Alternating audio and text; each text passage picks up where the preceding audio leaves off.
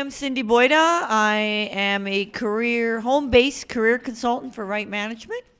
And I am very happy to be here and introduce our after-lunch guest speaker because I did go to LinkedIn and checked him out. I wanted to make sure he was up to snuff on that social media thing. So I know he's got a great reputation, and we've had him before, so I think this will be exciting. Wait, old age glasses. So how to sell yourself and your skills to anyone in 60 seconds.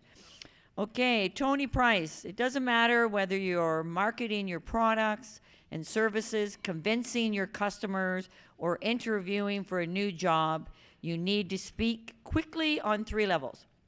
Trust, logic, emotion. Oh, sorry, that's really what Troy meant. People must feel I trust you, you make sense, and you move me. Okay, and Herky, no funny remarks after that one, okay? Okay, you can have all the talent in the world, but if you're not connecting on any of these 3 levels, it's going to be difficult to build relationships and win people over. Ability to quickly connect with people and influence in a positive way, enhance confidence in communications, and build rewarding relationships that are meaningful and memorial. Topics that Troy's going to talk about will include, he's going to how to generate trust and respect at first sight, kind of like meeting my husband for the first time, maximize first impressions, simplify people's messages, appear smarter socially. You can tell he did that for me, right? Yeah, okay. Make small talk, read body language, eliminate hesitation, boost self-confidence, get people talking and keep them talking, identify the different ways clients and colleagues communicate and process feedback. Troy has spent 15 years in the educational system and financial industry. This experience has enabled him to learn invaluable insights into human behavior, relationships, marketing, and other business skills that has led him to be a successful entrepreneur today. Troy is also co-author of the best-selling book, Cracking the Success Code with Brian Tracy. His works have published nationally and internationally. He has been featured on radio and television, including Global and NBC. Let's give Troy Price a nice welcome.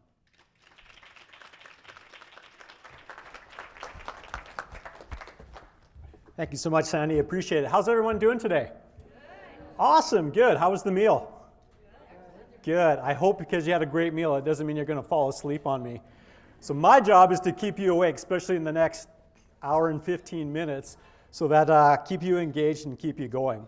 So I want to thank you for being here and sharing your time with me today, and I hope that what I share with you today will bring a value and help you to grow in your business and grow in your personal life.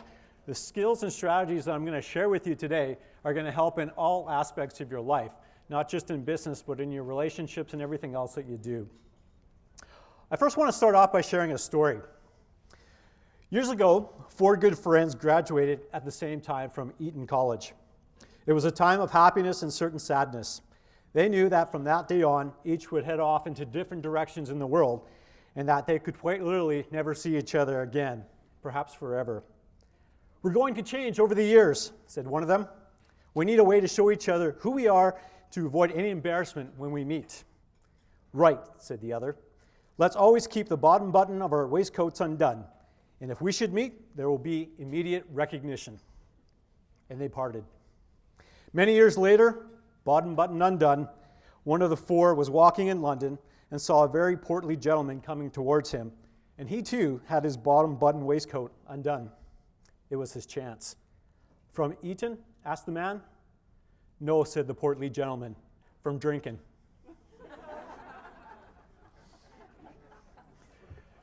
Now I have a confession to make. Normally when I give presentations, my hands and feet get all sweaty and my mouth gets all dry. So if I accidentally stick my foot in my mouth, you'll know why.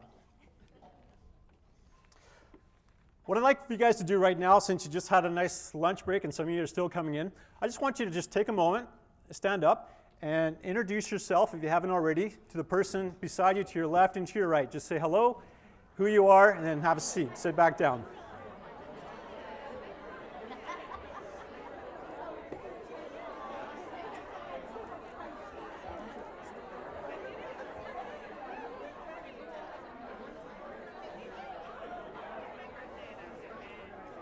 All right, perfect. Have a seat.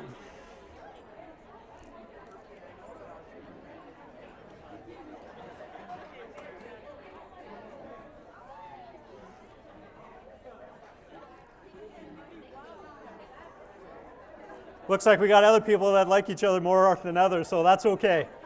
So I'll get you just to have a seat and you'll get a chance to mingle afterwards. But I appreciate you doing that. And there's actually a reason behind why I asked you to do that. And it's not so much just because to get you up and get you active and to help keep you awake, but it's actually to help you get connected with people. And that's what I'm going to focus on today. How many of you seen the movie or watched the TV show Dragon's Den? Awesome show, right? Well, every day we're in the Dragon's Den. Okay? It's tough out there. Competition is competitive. The jobs aren't very easy to come by. People are scared, they're nervous, and you have millions of introverts out there who are forced to masquerade as extroverts just to make a living. It doesn't always come easy for them. It doesn't matter whether you're selling a vehicle, whether you're helping people to find a job, you're looking for a job yourself, or maybe you're looking for a partner or giving a presentation. You got to be able to connect with people, and you got to be able to do so instantly so that they can build that trust and likability with you. So over the next 70 minutes, I'm going to share some key strategies with you that'll help you improve your communication skills, not just in your personal life, but also in your business.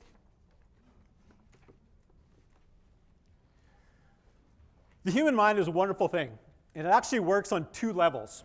There's the conscious level. That means we're aware of and cognitive of what's going on around us. We see the lights, we see the people beside us, we're writing.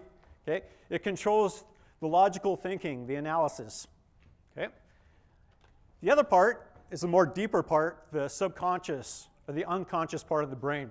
And that controls 90% of what we do, why we do, and how we do it.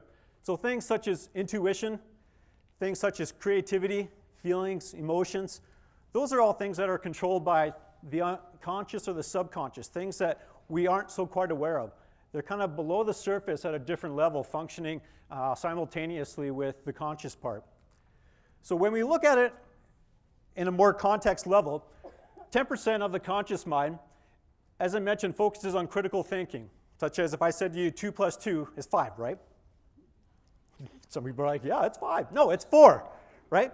So we didn't really have to think about it because we already knew that, but we had to think for a moment, wait a second, 2 + 2 isn't 5, it's actually 4, right? So that's part of the critical thinking that came from the conscious mind. But what I want to focus on is right there at the bottom where I've kind of highlighted it in yellow. It says, the conscious mind tries to use willpower to control behaviors, habits, and beliefs, but loses out to the subconscious mind's greater influence. So the subconscious mind is working 90%, while the conscious mind, we're aware of what's going on, is only working at a 10% level. Yet most of us are functioning at what level? The conscious level or the subconscious? If you had to guess. Yeah, the conscious level, because we're trying to focus and be aware of what's going on around us. Where we should be focusing more is on the little subtleties in the subconscious mind. That's where our beliefs, our values, our creativities come. But where I want to focus on today is mostly on the emotions and feelings and intuition. Something that we feel, whether it's right or it's wrong, or we get this gut feeling, we just know we should do something. And a lot of times we betray ourselves and we don't act on those instincts. And it later comes back to bite us in the butt. Well, those intuitions, or the deeper subconscious part of our brain, is sending signals and warning to us that, hey, you need to slow down or you need to be aware, there's danger. It filters all this information, millions and millions of pieces of information in neuroseconds, and then it filters it through the brain, and that's how we come out with a message, our perception of the reality of what's around us. That's why out of the 85 people who are here, you have a different perception of what you're seeing and what you're hearing. Some may like the presentation today, some may not. It's all on your interpretation and how you perceive that. Here's an interesting thing. Your subconscious mind is 30,000 times more powerful than your conscious mind. That's phenomenal. 30,000 times more powerful than your conscious mind. So think about that. If we're focused most of our time and energy on our conscious mind, worrying about what others think, if we're going to do right, do this or whatever, then we're missing out on the potential, the vast potential and potency of the subconscious mind. That's 30,000 times more powerful, more effective than the conscious mind. So if you tap into the subconscious mind, you're going to have 30,000 times more potential to be more effective, to be more results-oriented, and get what it is that you're looking for in your life. If that's to be healthier, to be happier, to be richer, be in a successful relationship, or have a successful business, whatever the case may be, then you need to train your unconscious mind to go to work for you. And I'm going to teach you some of the things today on how to do that. See, in our brain, we have what we call this internal computer. And psychologists have discovered that the more they delve into the enormity of the brain, the more they find out that the brain is a complex structure and that there's lots of hidden mysteries that we still don't understand and still don't know about. One of those things deep within the subconscious is what they've dubbed the adaptive unconscious. Okay? And one of the great psychologists in the industry, Timothy D. Wilson, who wrote the book Strangers to Ourselves, he talks about this. Has anybody ever read the book Blink by Malcolm Gladwell? Absolutely love Malcolm Gladwell. And in the first beginning of the chapter, he talks about a little bit about the adaptive unconsciousness. If you remember, there was this curator group down in California back in 1983 where looking to purchase this authentic 2,000-year-old statue, the Kuros they called it. And all their experts said, yeah, this is the real thing. Based on its figure, based on where they found it, it had a letter of authenticity.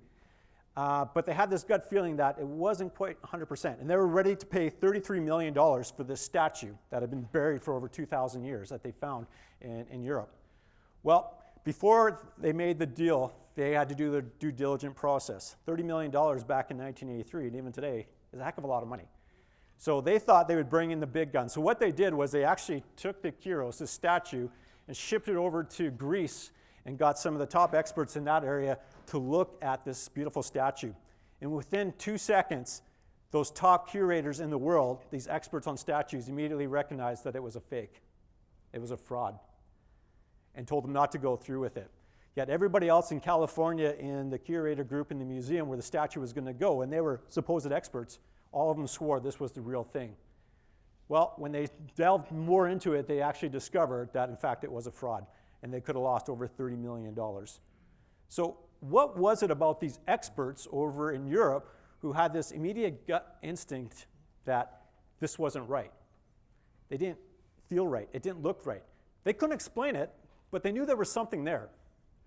Now, how many of you have ever had that feeling, that gut instinct or intuition that this isn't right, or maybe I shouldn't hire that person, or maybe I should go down this street instead of taking this road tonight when I go home? We don't know why.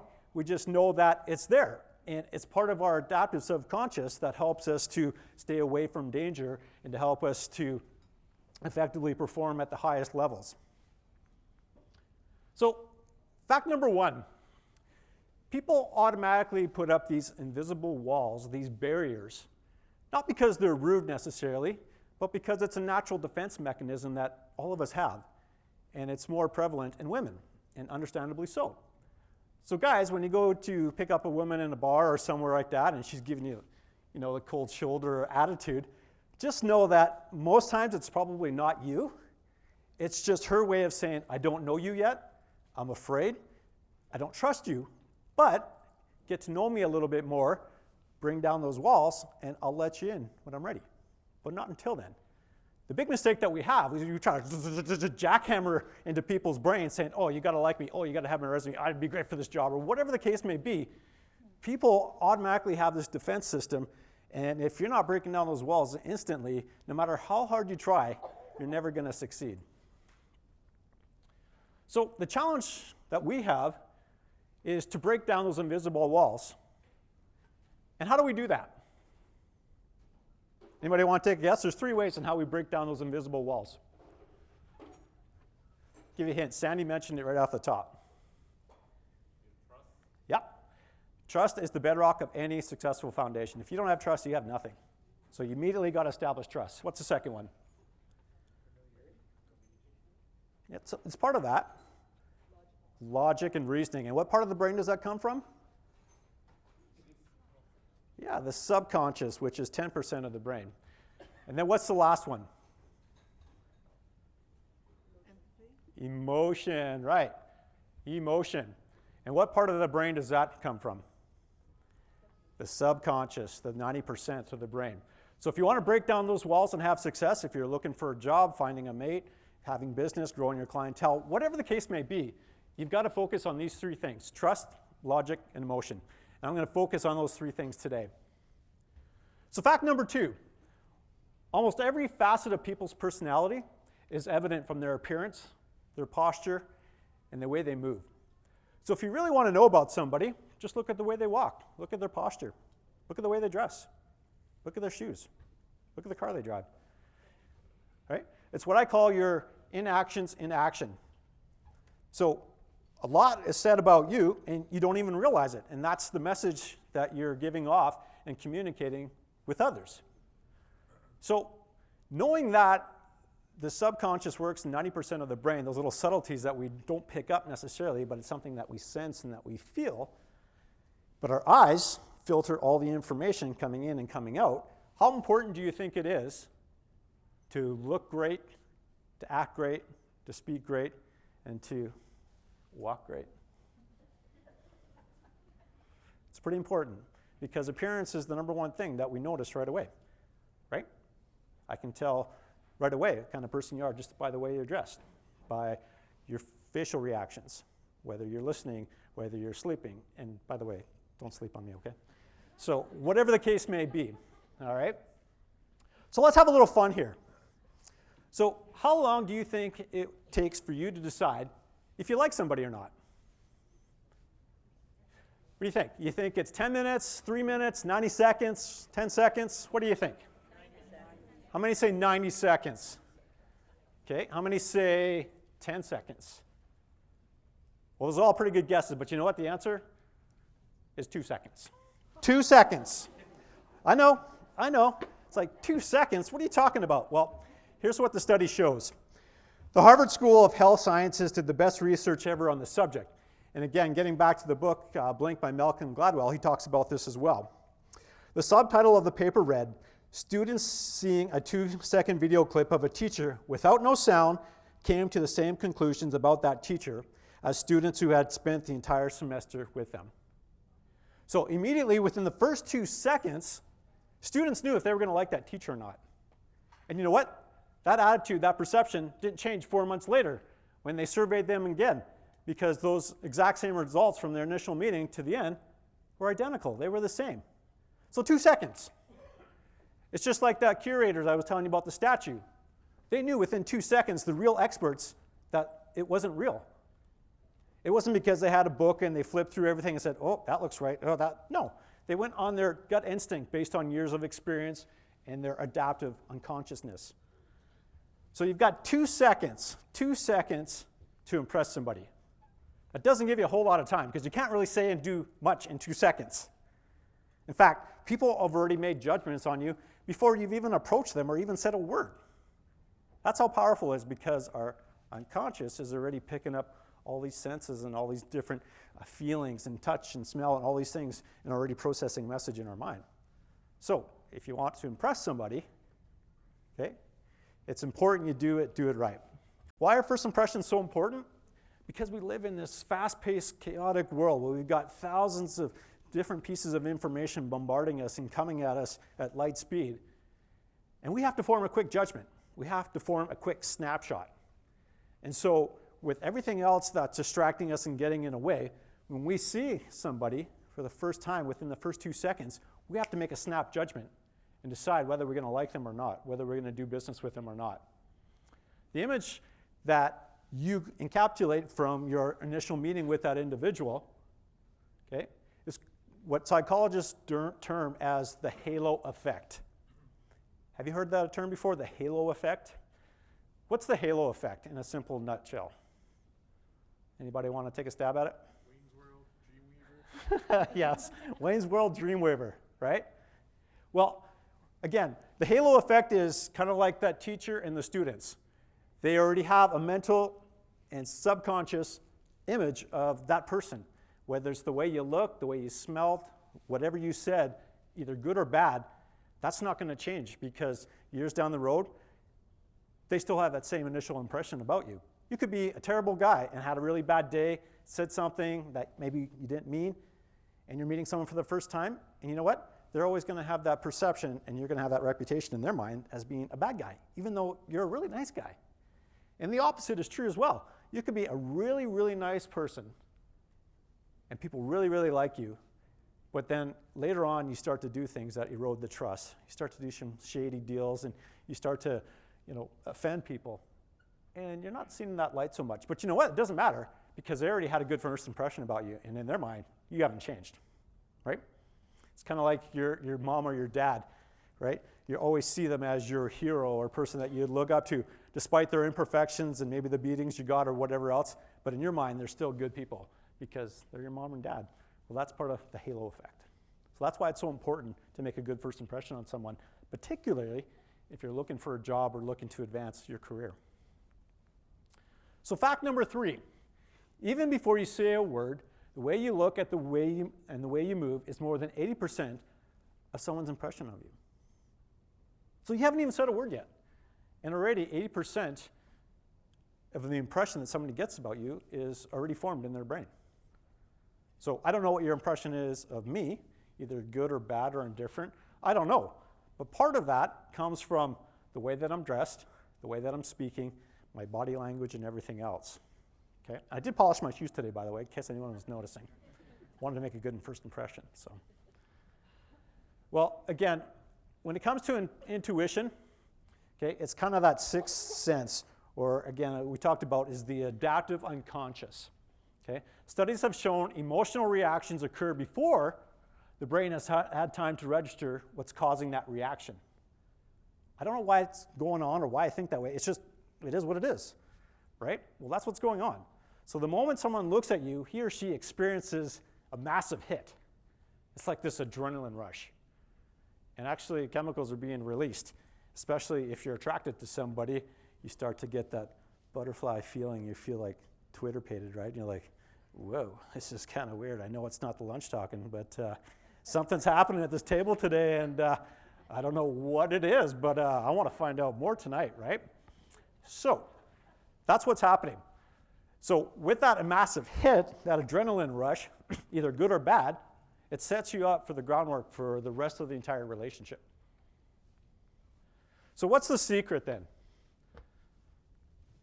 So how do we capture a person's massive hit right from the get-go? Well, it's to hit a home run right from the get-go. You only get one shot, and if you're going to get one shot and one shot only, make it a grand slam. Kind of like Jose Bautista last year in the playoffs. The bat flip, right? It had impact, it had meaning, it had power. It was meaningful. I still remember the bat flip. Who remembers that awesome bat flip? Of course you did. It was memorable, right? Because he hit us with an impact. And that's what you have to do when you meet people. You have to hit them with that massive hit and continue to build on that energy level. So how do you capture a person's first hit? Well, that's what I'm going to share with you. Part of that is having great posture. Okay. Part of that is a heads-up look. That confident, not nose in the air, but direct, eyes forward, the gaze, the look. The GQ look, or the cosmopolitan look for women. Right? So you always want to look professional, and you always want to look your best, particularly when you're out in a public setting and conferences like today. So how do you get noticed in a crowd? So there's a bunch of us here today, 300 I think in this conference here. And let's say there's one job, $1 million job that's on the line at the end of today's conference. And we're all vying for that one job. You get a Lamborghini, you get the private jet, you get to go to Hawaii, Haiti for 3 months vacation. It's the awesomest job. You get to be the owner of the Edmonton Oilers. Huh? How cool is that, right? Well, how are you going to stand out? There's 300 of you and only one job. How are you going to stand out amongst the crowd to get that awesome job? Yeah. Doing what I did now. Perfect. I like it. Good. Anything else? I'm going to wear a Flames jersey. Ooh. That'll be kicked you at the back of the line, so probably better not. Yeah, I like it. Interesting. Very interesting. Anybody else have any thoughts? It's one way of standing out, though. I love it. Sorry, did you say something? Or did I just scare you? Ha! I'm watching you, right? Well, let me share with you one story that helped one young man change his life. But before I share that, the way to stand out from the crowd, and kind of like what you mentioned, this gentleman here, is you have to be different. You have to go against the flow. You have to do what everybody else is not doing. So don't send the same resumes. Don't say the same scripts when you're on the phone or in an interview, because they've heard it all before. Now, how many of you are hiring people or helping people to get a job? That's why we're here, right? So what are you going to do to stand out? To not be vanilla, as I call it, like generic everything else, but be rocky road, something that's exciting, that stands out from the norm. What are you going to do? Listen, learn, and lead. Like it. Listen, learn, and lead. Awesome. Well done. All right. Well, let me share with you a true story that changed one man's life. A young Canadian-American actor was auditioning for a major role in an upcoming Hollywood movie that would be seen by millions of people around the world. The director had met and interviewed a lot of talented actors, and yet he didn't seem to find the right one to fit the part. Along comes this energetic young man with barely any acting experience and not a clue what he would do or say when he met the director. Then suddenly, by divine intervention, or so it seemed, this brilliant young actor, still wet behind the ears, started jumping around the office on the director's desk and then onto the windowsill and making these crazy ape noises that could be heard from all the way down the hall. Taken back and aghast by what he's seeing, this director, he liked it. This guy was different from everybody else, and he knew from that moment on, using his gut intuition, that this young man was the right man for the job. And that young man was Brendan Fraser. Anybody know what that movie was? Encino Man, 1992. It was the role that changed his life. So if you want to be different, you got to act different. You got to think different. You got to put your subconscious mind to work and harness that power to propel you forward, to be better and above the crowd. So how do you land your dream job? Who's got a dream job? Or maybe it is your dream job that you're in right now. Right?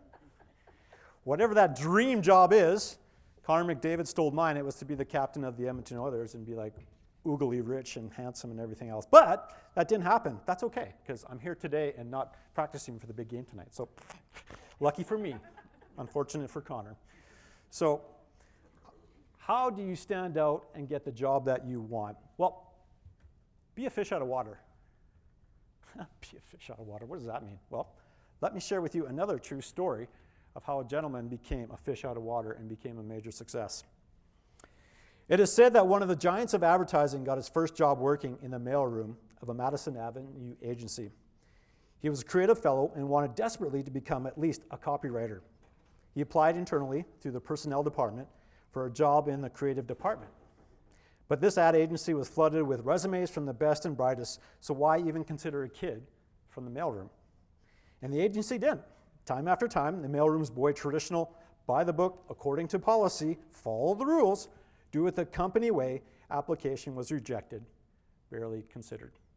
So again, he was doing what everybody else was doing, just vanilla, just same old, right? Well, that doesn't catch anybody's attention, and this certainly doesn't help you to stand out from the crowd.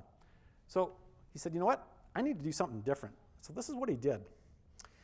He knew the challenge facing the art directors and copywriters and how they had to make the ads stand out, get noticed amongst all the ads, and competing for the fickle buyer's attention. He knew that getting favorable buyer attention was what clients paid his agency to do, and ad success led to the agency's financial success.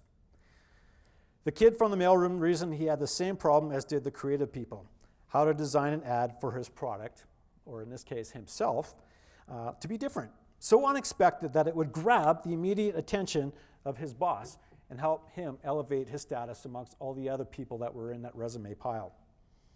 He thought, well, what would it take to do that? So he schemed, he noodled, he went to work and started getting all these ideas in his head. And finally he came up with something that was pretty clever and what worked. He had access to everyone's office because, after all, he was the mailroom boy. He targeted his ideal customer, who in this case was the creative director, the guy who's doing all the hiring. So he knew that's who his target was. So part of what you have to decide if you want to go after your dream job is really decide what it is that you want and who is the gatekeeper to try to win them over to help persuade them to hire you. So the mail boy learned that the creative director appreciated surprise, breakthrough thinking, and getting products noticed. So one morning at the top of his mail pile, the creative director of the advertising agency found a package of something wrapped in newspaper. The creative director unwrapped the newspaper to find a big fish, fully 5 pounds from head to tail, spread out on his fine desk, giving him an unflinching fisheye. That was either a bass, a snook, or a snapper. The newspaper that held the fish, a bit wrinkled and scaly, there was a note. It said, "I'm like a fish out of water down here in the mailroom. I can make ads and get noticed. Why don't you give me a try?" Signed the mailroom boy. Audacious? Perhaps. Funny? A bit. Clever? For sure. Risky? What's to lose, right? He's still in the mailroom. Attention getting? Absolutely. So the mailroom boy became a storied ad man, ultimately founding a highly successful agency that bore his name in downtown New York. In a good company, there's always a job for the moneymaker, a problem solver, a revenue producer, a customer getter. Don't sell them, show them. And you need not be a Picasso to get noticed. To be irreplaceable, you have to be different. You have to. In today's competitive world, you have to be different.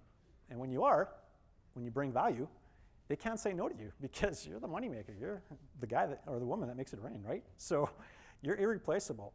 How you do that is to be different. And when you present yourself as a personality, not a commodity, there is no competition because you already sold them on you. They like you, they trust you, and they want to do business with you because you're a lot of fun.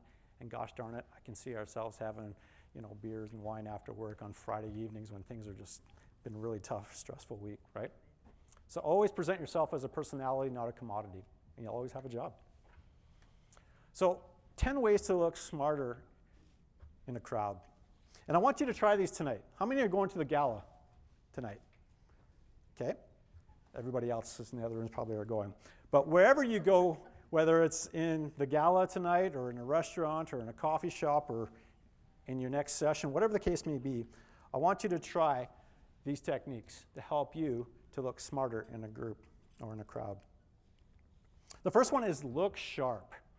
Look sharp. We talked about the importance of appearance. We talked about the importance of grooming. But I want to share with you a little bit more about looking smart and looking attractive. In a study published last November, Dr. Peter Johansson, a psychologist at the University of Western Sydney, found that the biggest turnoff for women when it comes to dating was what? Appearance. Yeah, it was a disheveled appearance. The way that men looked really turned women off. Women prefer men who are clean before coming to pick them up. In the survey of 5,500 single women between the ages of 21 and 76, 63% cited that an unclean appearance as their top relationship deal breaker. So gentlemen, if you're looking to find a woman, make sure you come clean, you shave, you got a nice iron shirt, polished shoes, you're looking good.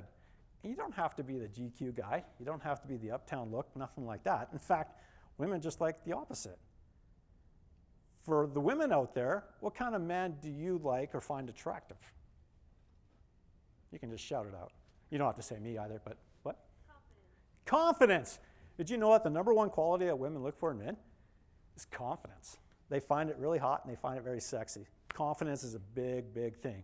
So guys, if you're a little shy like I was for most of my life growing up, I didn't have a lot of girls because I didn't have a lot of confidence. I was shy, I was awkward.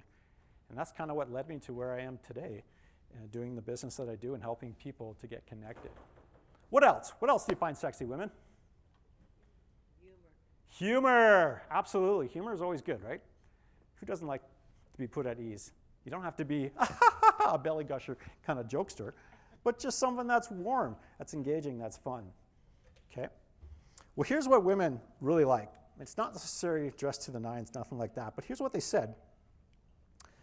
Women like their men well laundered.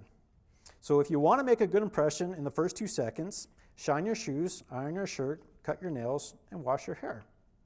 What women are really looking for is men in a clean white shirt, a t-shirt, clean jeans, shoes, and an overcoat, a jacket.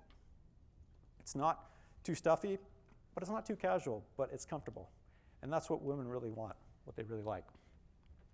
Another thing, women really like this, and so do fish. I find there's a lot of similarities between fishing and the habits of fish and humans. I love to fish, and I see the correlations all the time with that. So what do you think a human's favorite color or a lure color that fish really, really like the most? They like something shiny, but what color in particular? Green, red, gold? That's right, what you're fishing for. But what's been proven, not only with the fish, but also with human behaviors, particularly with women, is they love the color red. They love the color red. So what is it about the color red that really turns a woman on? Come on, ladies, what turns you on? What's it about red that gets you fired up and excited? Women are like, I'm not saying anything. No, you say something. No. Well, let me take you off the hook here. No pun intended. Professor Andrew Elliott, a psychologist at the University of Rochester, has studied the effect of color on personal perception, and he discovered that red is the best. We found that women view men in red in higher in status, more likely to make money, and more likely to climb the social ladder. And it's this high status judgment that leads to the attraction. Because remember, women are emotionally more connected than men, and what women desire a lot is security. So when they view a man who's successful, that red power image, and you'll see a lot of business guys wear red ties, especially Donald, I'll say his last name, you know who he is. Why is that? Because it's got a status symbol of power, of control, of success, of money, of wealth. And that turns women on. That turns women on. Not all women, but a lot of women do. No, that's what I said, not all women. Yeah, I'm just making sure you heard it. Yeah, not all women. Yep. Absolutely. Yes, sir. I want to make sure I got the women are like fish. Women are beautiful like fish. That's all I said. I love fishing. What can I say? So, I'll go on to finish this here. It says, when women see red, it triggers something deep and probably biologically ingrained. We say in our culture that men act like animals in the sexual realm, but it looks like women may be acting like animals as well in the same sort of way. Okay? So it goes both ways because we both have those feelings, whether it's red or whatever other color that triggers an emotion, a biological, chemical emotion inside that gets us excited. So if you know if a person's favorite color is, if you know it's red, before you go out on a date with that person, if you're going to meet them for a job interview or whatever the case may be, you've got a little inside edge, and you'll be able to appeal to their subconscious and emotions already, and they don't even know it because it's so subtle, like, oh, I like it, right? So just something a little suave for you out there. So interestingly, when we asked ladies what they liked to see in men in a first date, again, this is what they said. An overwhelming majority replied, a nice shirt, jeans with a blazer, and clean shoes. That's it. They're not fussy. They just want a clean-cut, good-looking guy. Red or no red. Your choice. All right? So next one is move to the middle. It's funny I say move to the middle because what did we ask you right at the beginning? Move to the middle, right? Why would we ask you to do that? Because we're meanie. Ha! No, we're not. Because that's where all the action is at, is right in the middle, the hub. Like that center table right there, that's where the party is at. You guys got it going on. There you go, yeah. You guys have it going on. So wherever you go, don't be on the fringe or what I call wallflowers sitting off on the edge, but go directly to the center of the room because that's where all the important people are. People that are confident. Pardon me? Cool, sophisticated, smart, intelligent. I mean, you guys have it all. You're the bomb, by the way. So that's where it's at. So try it. Next time you go to a meeting, if you go to the gala tonight or wherever else you're going to go right to the middle, because that's where you're going to find the sophisticated, confident people, where the shy ones are kind of off to the side. Okay? Number 3, slow it down. All right? Slow down. You're moving too fast. Gotta make the moment last. Kicking on down, right? Good tune. Slow it down. We live in such a fast-paced world with all this information, is that we talk really fast and we walk really fast because we think, hey, we got to get through this, and I got this, I got to do this and this and that. But you know what? If you want people to really notice you, slow down. Walk into the room. Right? Let people, hey. Slow motion. Right? Because if you're walking too fast, they can't pick it up. But if you slowly, strut in, and people are like, hey, ow, right? They start to notice you. And when you're talking, don't talk so fast. People that talk really fast are nervous. Slow it down, because it shows confidence. It shows that you're a thinker and that you're thinking of something intelligent and perhaps funny to say, but it shows confidence and it also builds that trust. Okay? Go time. How many of you have ever been in a room, whether it's dating or business or something, and you see somebody, whether somebody important or someone that you think, hey, I could maybe have a coffee with them or be attracted to them or whatever, and you're like, oh, I should go see him, but no, I don't want to do that. I'll just, make a fool of myself. Oh, I really should. No, I don't want to do that. We all feel that way from time to time, right? I was in high school and I really liked this girl. I called her 17 times before I said hello. I'd be like, hello. Call her back 2 minutes later. Hello. Man, I had the script on the paper and everything. It was awful. The 17th time, phone picks up and it was her dad. I'm like, hello. And then I hung up. I never got the date. So needless to say, go time. So you know what? Just take the plunge and do it. You pick somebody and say, you know what? 1, 2, 3, go. I'm going to go for it. So don't have any doubts or hesitations. Just say to yourself, you know what? I'm just going to go for it. Because, hey, what's the worst that could happen, right? Hi, I'm Troy. Hi. How are you? Pleased to meet you. I was so nervous. That wasn't so bad, right? No. There you go, right? So the fear is all up in here. Just go ahead. Because you know what? The ironic thing is, that other person's just as nervous and just as scared. And they probably had thoughts or noticed you in the room and thinking, should I go talk to him or her? No, should I not? But they're trying to be all cool and kind of glance and, oh, you're here. I didn't notice that, but wink, wink, you've been noticing her the whole time. You're like, yeah. I just didn't have the confidence and the nerve to say something. So just do it. Count to 3. 1, 2, 3, and just go. Do it. Right? And go say hi. Number 5, ask open-ended questions. I'll talk about this a little bit later, but ask open-ended questions. Number 6, posture up. What do I mean by posture up? Not pony up or cowboy up, but posture up. Sorry? It's confidence. Yeah, it's a confidence thing.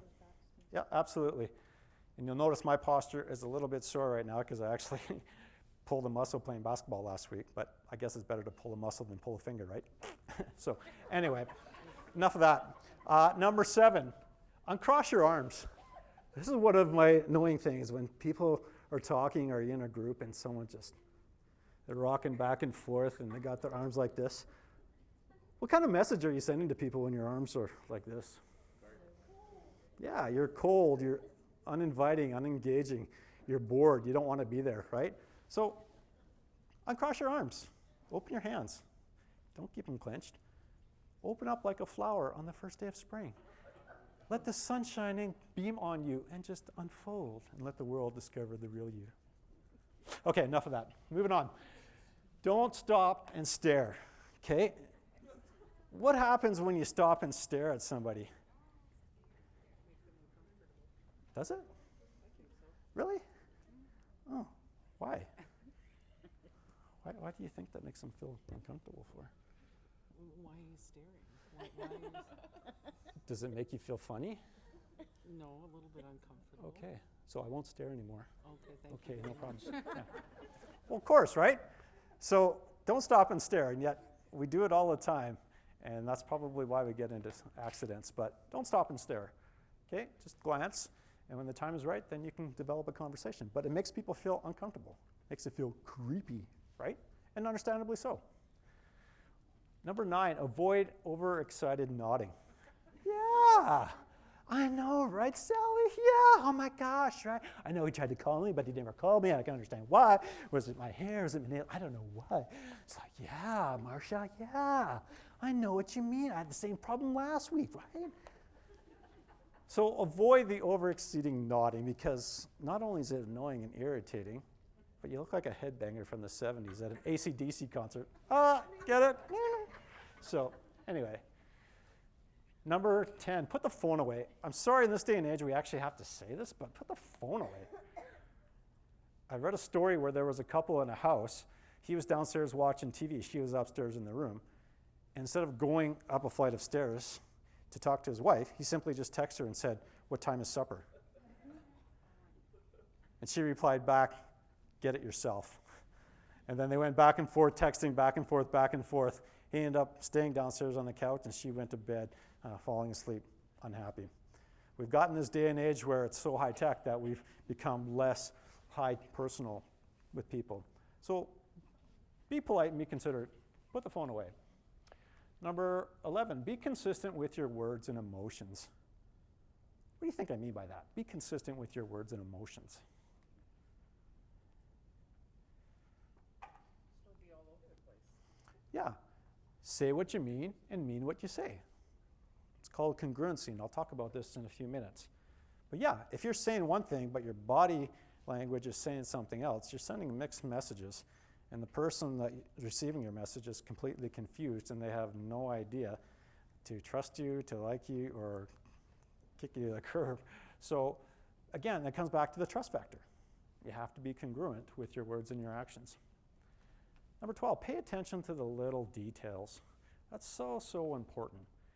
And again, when people drop little subtle hints, or their names, or their birth dates, or whatever else the case may be, remember those little things.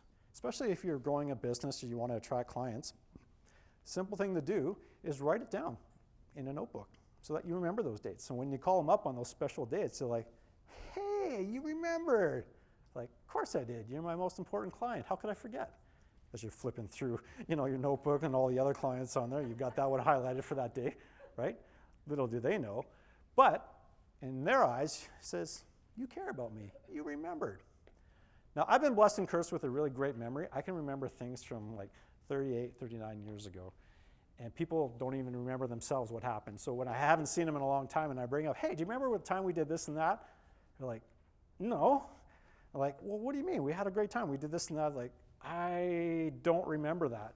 And then I started spouting off other stuff, and they're like, "Okay, this is getting really creepy. Like, how do you know all this stuff? Are you looking on my Facebook and social page?" I'm like, "No, you told me. I remember that." And I'm like, "Oh." So it's good in one sense and kind of bad in the other, so you want to make sure that you're careful and not overstepping that. Repeat and reinforce. And I don't mean like shampoo in the shower, right? Rinse, repeat. So what do I mean by repeat and reinforce? Somebody says something to you, and perhaps you misunderstood or didn't get clarity. So you want to repeat or rephrase, or in psychology we call it parroting back, so that they understand what you were saying and vice versa, so that there's no misinterpretation. So if I understand you correctly, what you're really trying to say is that women are like fish. Is that it? No, no, no. What I really meant to say is that women are beautiful inside and outside, like a goldfish. All right? Okay. And finally, most important is remember people's names. Remember people's names. How do you think you can remember a person's name? By association. Yep, that's one of them. Mnemonics. Yeah, that's another one. Good one. What else? Yeah, repetition. Exactly. Repeating it over and over. So if we're meeting for the first time, you're going to say, "So your name is Troy?" "Troy, I remember." "Hey, Troy, what are you doing tonight?" "Troy." No, you're not going to do that, obviously, because it's uncomfortable. But in your brain, you're going to repeat it 3 or 4 different times. So that way, when you say goodbye, you can say, "Hey, Troy, it was a pleasure meeting you." Or, "Hey, Sandy, thanks for having me today. people are going to instantly think, wow, he remembered. He cared about me. It's a simple thing as remembering a person's name, because for a lot of people, that's the most important thing that they have is their name, right? So remember names. It's so important. So let's talk about trust, one of the 3 pillars that we're talking about today. To connect with people, their basic instincts, a great first impression, you've got to build trust, okay? You've got to build on common ground. You got to keep people talking. So you got to get them engaged, okay? We call this the ABCs. A standing for attitude, B for language, and C, congruency in conversation. So how do you build immediate trust? Well, there's a lot of different ways. First off, become acquainted with them. Find out who they are. We're so eager as people to tell about who we are, what we're selling or what we're offering, that it doesn't allow that other person to get to know who they are and vice versa. I've been to lots of different conferences and meetings throughout North America, and the biggest turnoff, that irritation that bothers me is as soon as I get to a networking event, without people even saying hi or getting to know me, they already flashed out their business card. Here's my business card. Give me a call. Oh, I can help you with this. I don't even know you. So why are you giving me your business card? I may not even like you or like what you're offering, but you're automatically assuming that I do. Well, get to know me first on a personal level, and then we'll see where it goes. Remember those walls? Well, you got to break those down by warming them up first, building that trust. Build on common ground.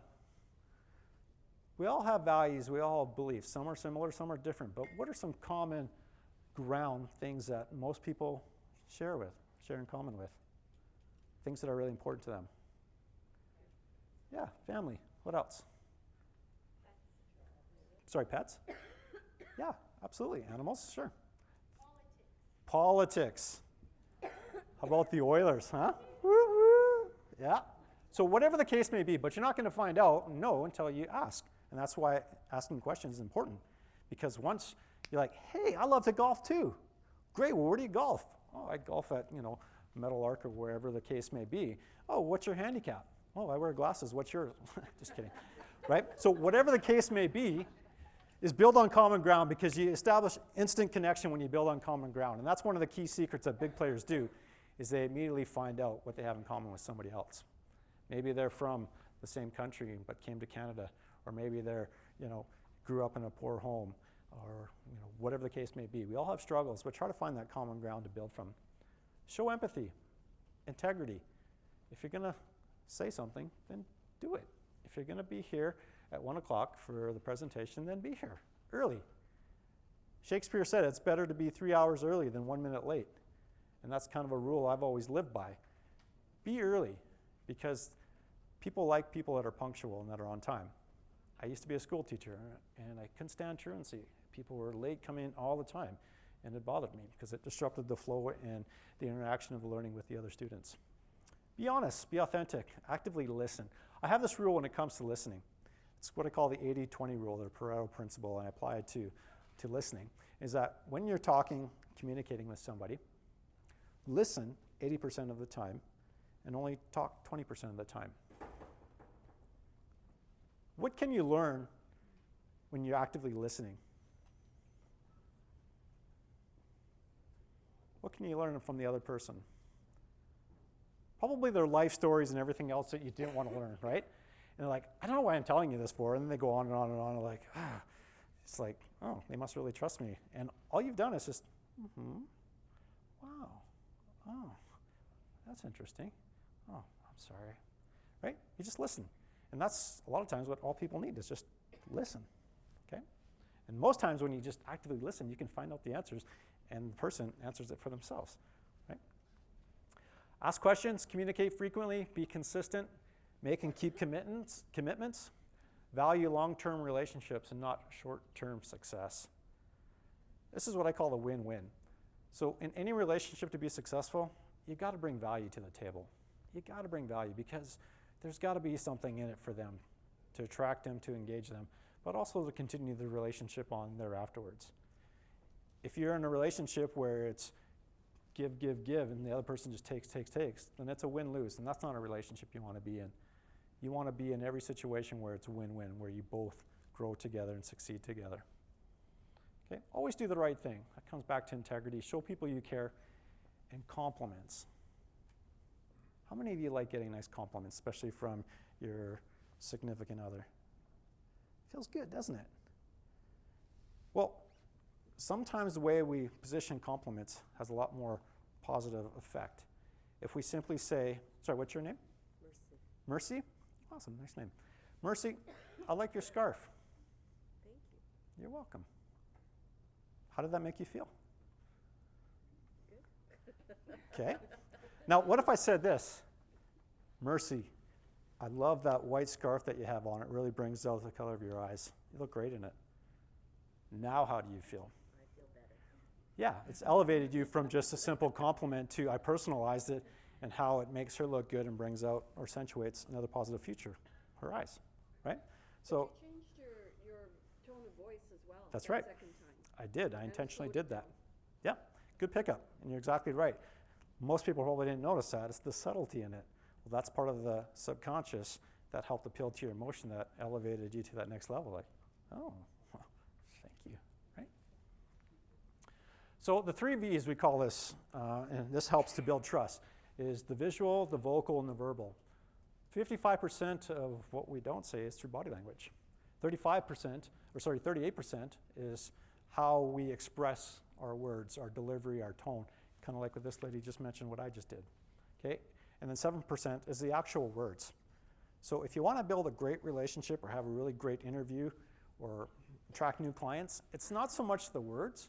Focus on the body language and how you say it. Because that's what people are really buying. They're buying you. Because they can get any product or service or hire any person they want. But what they really want is you. So give them the best you. And you can do that. 93% is really just without even saying much. Okay? Most of it is through your appearance, your posture, the eye contact that we talked about. So as I mentioned before, when these 3 V's are not aligned, there's mixed messages.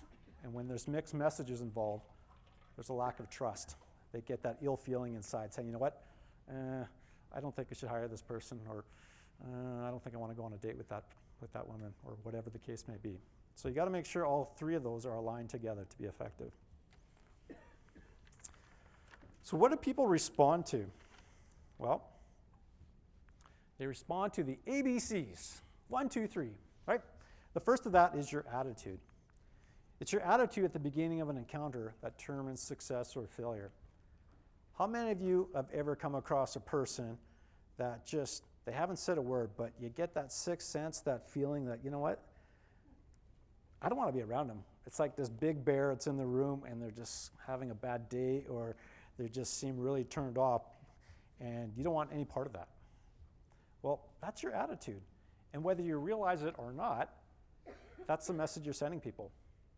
I remember when I was in school, maybe you saw this picture too, but there was this bald eagle on the cover, and underneath the caption, it says, I am smiling. And the bald eagle's like this, I am smiling, right? And when you look at that, you got a lot of people that really are smiling that are like this, because their face just froze over the years being so grumpy that, you know what, that's just the way it is now and they can't go back. So like Mama said, right, make sure you turn that frown upside down, right? All right, so you can choose your attitude if you want. And here's the interesting thing. It's your attitude that dictates the behavior or sets the tone for the other person's behavior. You could be in a really positive mood and the other person's having a really bad day and really grumpy and ornery, but just your appearance or just your energy and positiveness can help change that, and vice versa. You could have someone that's on a total high, you're having a miserable day, and you just totally killjoy the energy that was in that room. So always be aware, take a barometer check of your attitude. Some useful and useless attitudes. Well, some really positive, useful attitudes are being caring, being confident, being helpful, courageous, being cheerful. And then the opposite is true as well. You know, being angry, being sarcastic, being bitter, mocking, being afraid. Those are sending the wrong messages. So the B is in body language. Open body language. What do you think we mean by open body language? Look at those 2 gentlemen on the slide there are facing each other, almost like they're going to kiss, but they're not.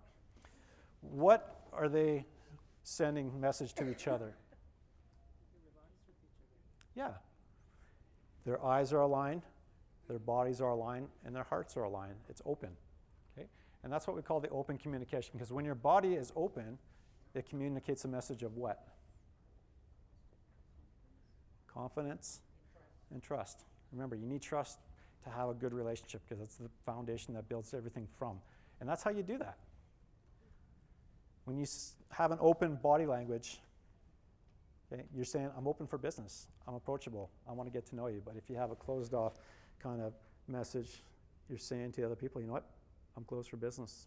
I don't want to talk to anybody. I don't want to see you, that kind of thing. Okay? So, and along with this is congruency. So, what are those two guys doing exactly? There's two things that they're doing that's really important. Congruency. They are, but what are they doing specifically? They're marrying each other. You saw it. What did you see? They're mimicking. Yeah, exactly. They're mimicking or modeling each other. They're both holding a coffee cup, both in the same hand, the right hand, but they also have their left hand in their pocket. What do you think it's important to mimic or model behavior of the person you're talking to? Again, it's the unconscious that it comes back to, because it's sending a message that I like you and I trust you. Birds of a feather flock together. So do as I'm doing. You know what? It's so subtle, people won't even pick it up or realize that you're doing the exact same thing. But now that you have that little strategy and skill, they're going to pick it up and you say, yeah, Jim, I had a really great day today. And then you're like, yeah, me too. It was really great. It was exciting and this and that. And there's that instant rapport and connection just by doing the simple little strategy of mimicking or copying each other's body language. Anybody been in Scouts? Boy Scouts? What hand do Boy Scouts shake with? Left hand, that is correct. And why do they shake with their left hand? Drinking coffee with their right. Well, they're little boys. Hopefully they're not drinking coffee. You got it. Yeah.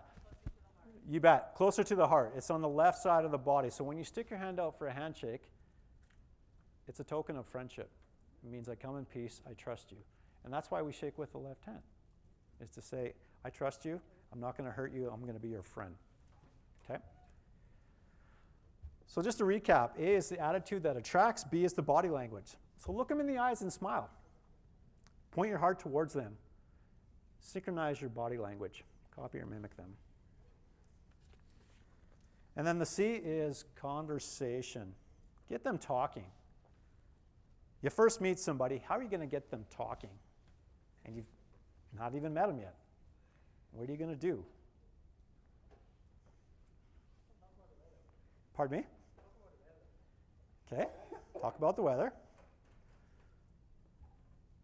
Anybody else got any good icebreakers or any? Pardon me? Yeah, what are your dreams, right? What is your dreams? What are your hopes? What are your aspirations? Okay, I'm going to talk about that in just a few minutes. I've got about 8 minutes left, so I'm going to quickly run through a few things here. Conversation starters. Instead of saying, hey, how was your day? Where are you from? What do you do? What's your name? That's all bland and boring. That's all vanilla stuff, right? Spice it up a little bit. Get excited. Have a good conversation. So try something like this. Excuse me, may I ask you a question? Yeah, sure. Most people are willing to help, right? But you've already engaged them by simply asking them, may I ask you a question? How about this one? Excuse me, but can you tell me when the next bus arrives? If you're catching the bus? Oh yeah, it's going to be here in 10 minutes. Oh, great, thank you. Oh, by the way, my name is Troy. Hi, I'm Mercy. Okay. How about this one? Hi, would you be able to tell me where I can find a good cup of coffee around here? I'm just in town for 3 hours and in between sessions and just want to know where's a great place to go get a coffee. Oh yeah, it's just right around the corner. There's Perks Coffee House. Great little place. They have great carrot cake and everything else. Well, hey, great. I don't mean to be presumptuous or anything, but would you like to join me? Well, yeah, I think I would, right? Whatever the case may be. But that's a simple conversational starter. That's not intrusive. That's not threatening, but it's engaging. Because people like to help other people. And when you engage them with a good statement and question like that, it gets them involved.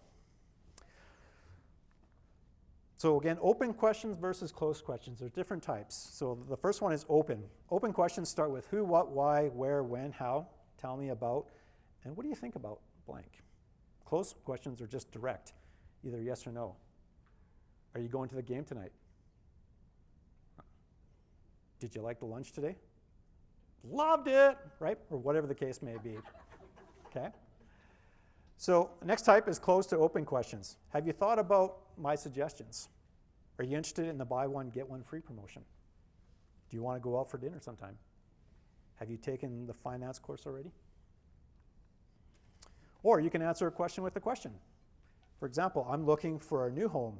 Do you know much about the local market? You can answer with a question and say, are you thinking about the city, the neighborhood, or the region?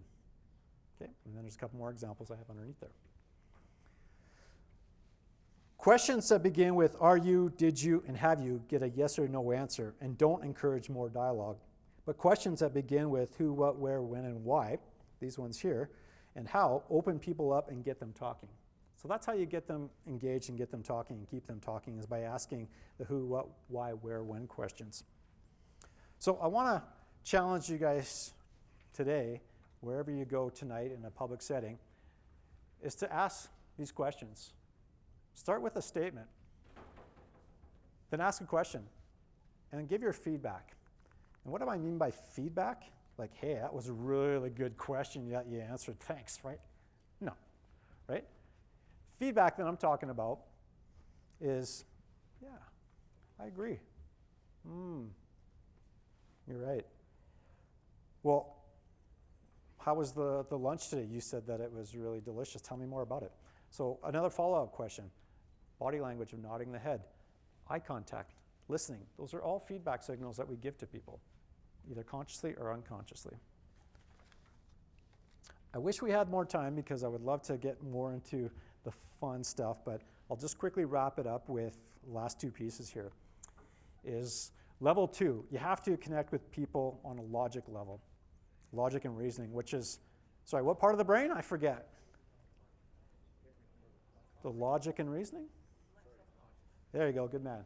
Okay, it's the conscious part. So the real meaning of communication lies not in your intentions, but in the results you get. And in evidence-based selling, part of the program that I teach, we teach if you want to really appeal to the A-type people that are with logic and reasoning, use the acronym SEATS.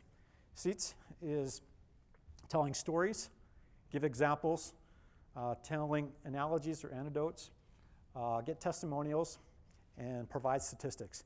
Those are all ways that you appeal to a person's logic or the subconscious part of the brain. Now for the final part is the emotional or the unconscious. Okay? You begin to incorporate the secrets of the great communicators, because when you capture a person's imagination, you capture their heart. 80% of people make their decisions based on their emotions, even though they think they are being rational. Because remember, the unconscious is working 30,000 times faster and harder and more powerful and more potent than the conscious. So the biggest mistake, and this is the final thought I'll leave with you today, the biggest mistake people make when trying to attract other people, what do you think it is? They look like they're trying to attract them. Yeah. What part of the brain are they focused on? The conscious. When really, if you want to attract people, you need to focus on their heart, the unconscious. And we talked about that through your body posture, through listening, through your eyes, building trust, giving feedback. I wish we had time to go through these next 9 because there's a lot of great stuff on how to smile, your eyes, your posture, how to pivot, your power pose, and other cool strategies that go with it, how to connect with people right at the beginning. And then there's other parts of it, how to connect with people once you've met them, and then what to do afterwards to keep the relationship going. So I'll leave you with this final thought here. 3 golden rules for success. People like, trust, and feel comfortable with people they like themselves, who are like themselves. The meaning of every communication is the response that you get. And capture the imagination, you capture the emotion. When you capture the emotion, you capture the heart. And the number 1 requirement for success is just speak up. Dr. Thomas Harrell from Stanford University spent over 20 years trying to figure out the secret recipe or success of what makes people so successful. And you know what? The only one thing he concluded was that they were social extroverts. They just spoke up. That's all. Okay? So In conclusion, I'll leave you with this thought. Communication is the human connection. It's the key to personal and career success. If you want to be more successful, be happier, healthier, be wealthier, focus on your communication. Focus on the success that make big people successful, and that's communication and relationships. Because when you get the best out of others, you give the best of yourself. And that's really what it's all about. You get the best out of others when you first give of yourself. I want to thank you for your time today, participation. It's been a real pleasure. And I hope you enjoy the rest of your conference. Thank you, everybody. Now, before we go, I do have a couple prizes. If I can just have a minute, if that's okay. 1 minute. All right. According to my watch, I still have 2, but that's okay. So I've got 3 prizes up here. Is anybody's birthday today? Anybody's birthday May 14th? That's my son's birthday, my little guy. Okay. Is it your anniversary today? Oh, well, come on up then. Happy anniversary to you. Let's give him a round of applause, folks. All right. How long have you been married for? 14 years. Wow. Present for my wife. Wonderful. Well, you, my friend, get a copy of the best-selling book, Cracking the Success Code, so you can share that with your wife. So congratulations. Thank you. Personally signed for you, too, as well. Awesome. Great, thank you. Who's an Oilers fan in here? First one up here to tell me how awesome the Oilers are can choose from whatever cup they want. It's brand new mugs I just ordered last week, too. Oilers are the best. Can you hear her? I've followed them since they were in the WHL and moved into the NHL. I live in southern Alberta. I've never jumped off the wagon, and I'm here tonight to celebrate. Amen. Congratulations. Well done. Which one would you like? They're 2 different ones. I'll try this one. Awesome. Thank you very You're much. welcome. And finally, the last one here. I'm good. You're good? Share Sugar Bear. Sugar Bear, okay. What's one takeaway that you've learned from today's session that you're going to apply right away? First person to come up and tell us what that is. What? Wear something red. Why? Perfect. That's all you need to know. Awesome. Good job. There's a red mug for you, too. Well done. Thank you. You bet. Thanks, everybody. Thank you, Troy.